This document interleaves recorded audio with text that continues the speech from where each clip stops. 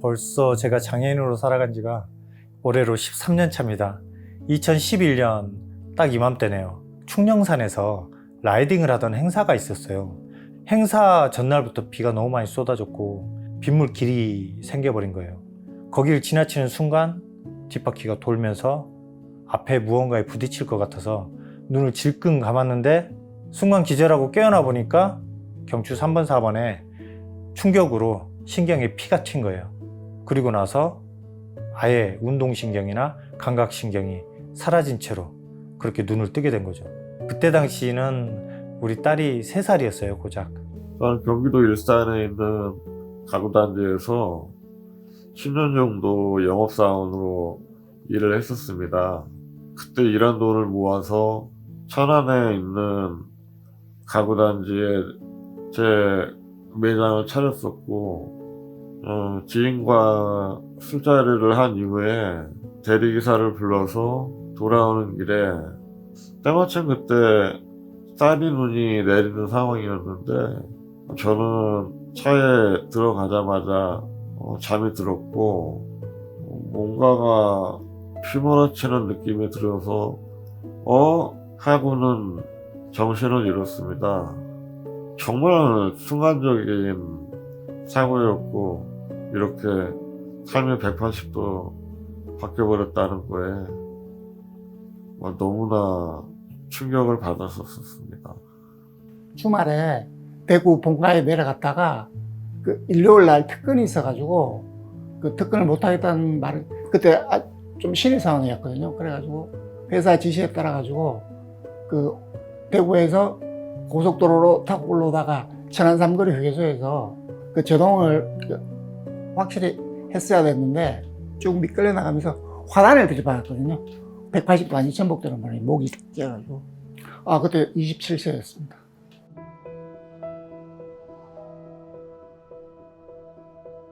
우리 세 아이들 그리고 또 애들 엄마 이렇게 해서 5이 오손도손 이렇게 살아가다가 청천벽력 같은 그런 사고를 접하고 나서는 도무지가 납득이 안 갔었어요. 시간이 지나면 그래도 낫겠지, 팔이라도 움직이겠지, 그런 기대를 했었는데 근데 손발이 안 움직이면 제가 뭐 아무리 능력이 좋다 하더라도 뭘 할 수 있겠습니까? 제가 어제까지만 해도 뛰어다니는 사람이었는데 진짜 하늘이 무너지는 것 같더라고요. 아이들이 처음에는 특히 우리 딸이 무서워서 못 오더라고요. 원래 아빠라고 하면 팔을 뻗어가지고 끌어당기고 막 뽀뽀세례 하고 막 이렇게 했어야 되는데 그걸 안 하고 있는 아빠 모습이 좀 무서웠었나 봐요. 병원 생활을 이런저런 이유로 한 4년 반을 했습니다. 근데 그 사이에 저를 감별해줬던 사람은 와이프 혼자였어요. 제가 침대에 누워있을 때 아무것도 할 수 없어가지고 변 누는 것도 제 3자의 도움을 받아야 됐거든요. 얼마나 수치스럽겠습니까? 그 주위에 있는 사람들한테 제가 변 보는 모습을 다 보여줘야 되고. 아이 기저귀도 갈아보지 않은 사람이 제 대소변을 다 받아내고 해야 했으니 많이 고생을 많이 했죠. 이런 몸 상태로 그러면 앞으로 어떻게 살아갈 수 있을까? 나는 스스로 먹지도 못하고 그러면 지금처럼 애들 엄마가 자기 인생 다 포기하고 더군다나 애는 3이나 있는데 내 옆에서 계속 간호하면서 살아야 되나? 이런 생각하니까 너무 막막하고 그저 되게 깜깜한 그냥 터널 속에 갇힌 듯한 그런 되게 답답한 하루하루를 보냈었던 것 같아요.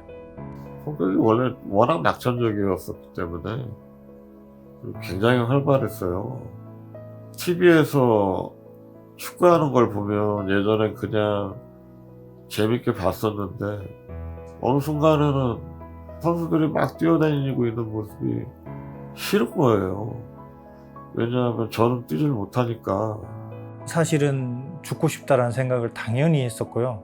정말 죽으려고 아등바등 하기도 했었는데요. 제가 나쁜 짓을 그렇게까지 했나라고 생각해 보면 억울해서 이렇게는 못 죽겠더라고요. 그래서 살아야겠다. 다시 내가 빼앗긴 듯한 아빠 자리를 되찾아야겠다. 이런 욕심이 생겼던 것 같아요. 그래서 살려고 하니까 그동안 보이지 않던 그런 희망들이 보이기 시작하더라고요. 가족들 때문에 많이 노력을 했어요. 와이프가 일단은 가장 우선이었고, 저 때문에 너무 고생을 많이 하니까 건강한 사람인데 집에서 이렇게 오랜 시간을 또 병원에서도 그냥 갇혀 있어야만 되는 상황이니까 진짜 저한테 헌신해서 모든 거를 대신 다 해줬었기 때문에. 사실 할 수 없는 일에 매달리면 얼마나 자기 스스로 좀 이렇게 자존감도 떨어지고 그러겠어요. 그래서 내가 할 수 있는 일, 할 수 없는 일을 구분짓기 시작했어요.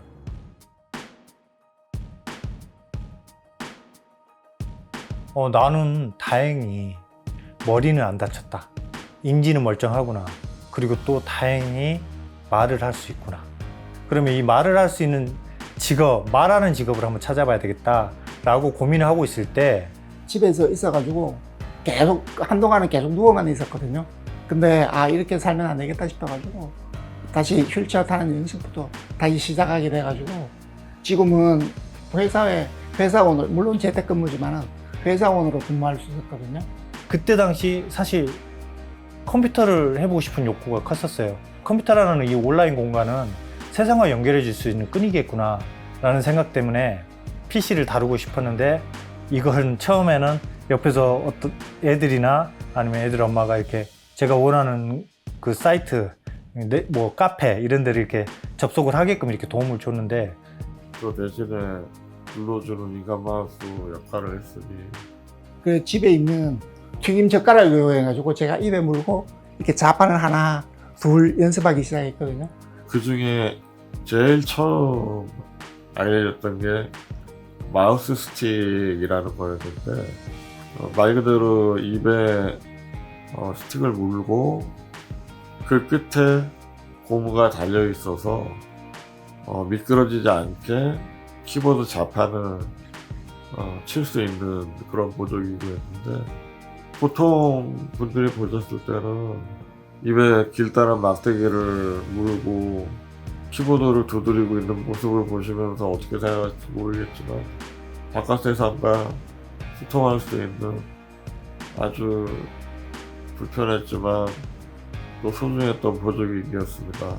제가 PC를 직접 이렇게 제어를 하면서 제가 원하는 검색도 하고, 그리고 카페에 들어가서 글도 남기고 다시 소통도 하게 됐고, 이런 시간들이 저를 다시금 성장시켜 주는 것 같았어요. 가장 우선적으로는 제 자신감을 회복시켜 줬다라고 봐야 될 것 같아요. 그리고 제가 지금 살아가는 이 모습이 유튜버로서, 그리고 또 강사로서, 그리고 또 스마트폰, 태블릿, 그리고 일반 PC 이런 것들, 이런 모든 걸 이렇게 조작을 하면서 살아갈 수 있는 이 모습은요, 보조기기가 정말 큰 몫을 한다고 생각합니다.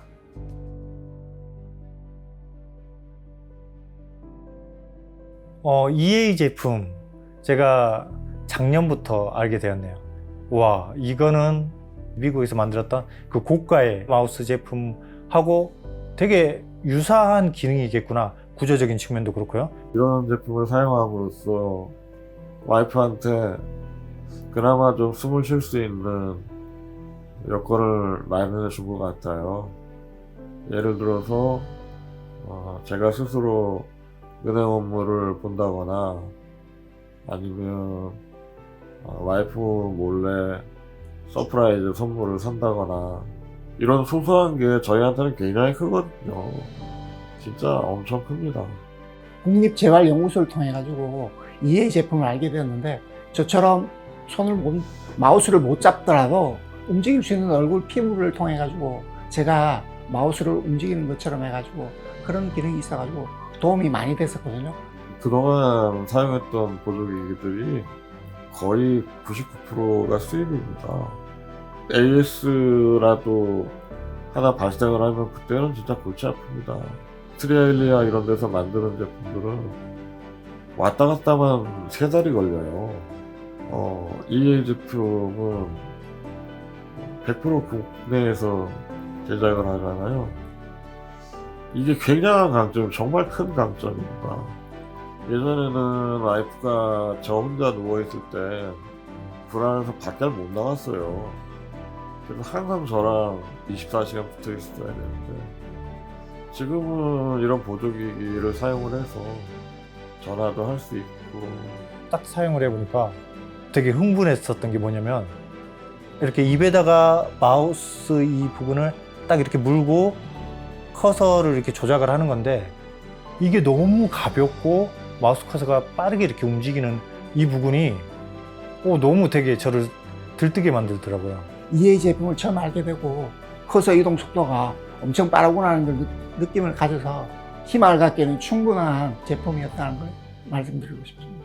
컴퓨터를 많이 사용하다 보니까 여러 가지 나도 할 수 있는 게 점점 많이 늘어나게 돼가지고, 나도 이렇게 보다 보면 뭐 큰 돈은 벌지 못하더라도 취업 활동을 하면 그 원하는 것만 해주면 되지 않겠느냐라는 어떤 자신감이 많이 사려잡혀가지고, 기존의 마우스들은 그냥 왼쪽 클릭, 오른쪽 클릭, 드래그 정도가 끝이었는데, 이 제품은 그걸 이전하면, 다음하면, 복사, 붙여넣기, 더블 클릭, 엔터, 이게 다 마우스에서 가능하거든요.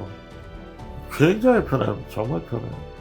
이 마우스 하나, 그리고 또 헤드 컨트롤러 방식의 이 특수 전동 휠체어가 나를 세상 속으로 내가 원하는 만큼 갈 수 있게 도움을 주는구나.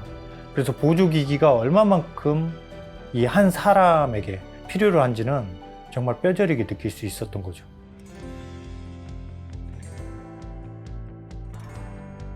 저 역시도 장애인이 될 거라는 거는 상상조차도 못 해봤잖아요. 우리나라에서 장애 유형이 15개로 유형 분리가 되어 있는데요. 그 유형 분리되어 있는 15개 안에서도 세부적으로 들여다보면 너무나도 천차만별이에요. 저 같은 척수손상 장애인 경추 3번, 4번 손상이어도 다 제각각이거든요. 요구사항도 다르고, 그리고 각자 가지고 있는 재능도 다 다르기 때문에 맞춤형 보조기기 지원이 추후에는 정말 필요로 할 것 같습니다. 어느 정도 이익이 보장돼야지 그런 그 기기 보조기기들을 개발하고 여러 사람한테 혜택을 줄 수가 있는데, 어떤 워낙 수요자가 적기 때문에 저처럼 이렇게 그 휠체어를 타면서 손도 못 움직일 수 있는 사람이 제가 알기로는 한 10% 정도밖에 없거든요. 누가 그 개발이 수익이 보장 안 되는 그런 연구에 집착하겠습니까? 이런 말이 있어요. 누구나 장애를 가지고 태어나서 장애를 가지고 죽게 된다. 생각해보면 우리는 처음부터 걸을 수 있었던 게 아니잖아요.